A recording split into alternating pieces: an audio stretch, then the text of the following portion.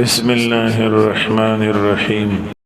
مکتوب نمبر 205 په دې بیان کې چې اصل مقصد د ژوند د محمد رسول الله صلی الله علیه وسلم کامل تابعداري ده.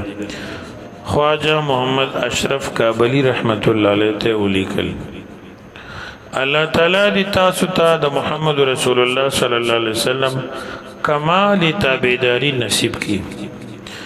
ځکه د صدیقینو چې انتها درجې د ولایت ته رسېدلي هغې ته صدیقین وي.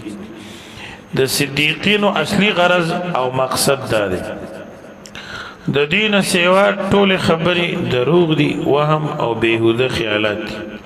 الله تعالی دې موږ او تاسو ټول د فضول کارونو خیالاتو فضولونه وساتي او د رسول الله مبارک کامله تابعداري دي الله پاک موږ او تاسو ته نصیب فرمائی. والسلام على من اتبع الهدى والتزم متابعة المصطفى عليه وعلى آله الصلوات والتسليمات دائما.